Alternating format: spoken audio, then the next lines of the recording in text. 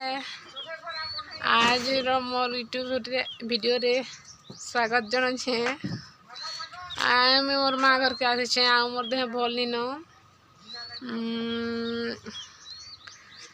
मोर माँ एखन काना करुछन चलो देखमा। मोर माँ ने आम काटू छे आउ गुड़ काटू छे। देखो गुटा आम एटा के काटी गिरी तार कोयली बाहर करी गिरी इथे आमूल बनसी। इथे आमूल बनबा ताके सुखाई गिरी आमूल बना हेसी। छासी सारला परे इरे देखो सुखाउ छन एंता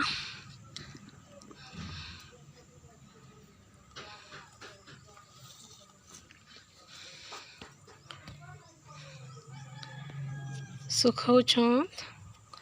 सुखाला परे इटा आधा सुखी चाउटा सुखबा इटा दुई दिन सुखबा ले सुखी जीवा।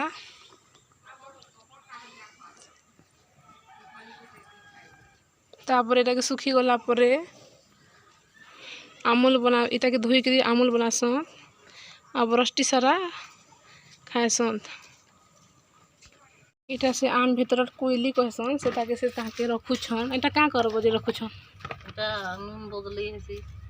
एटा नून बदलावे इटा सुखावे आ नून बदलावे थी केजी हिसाब रे भी पैसा न देसन एंता 10 टका केजी 10 टका केजी ठीक अच्छे। देखो छन आम रो केते फायदा।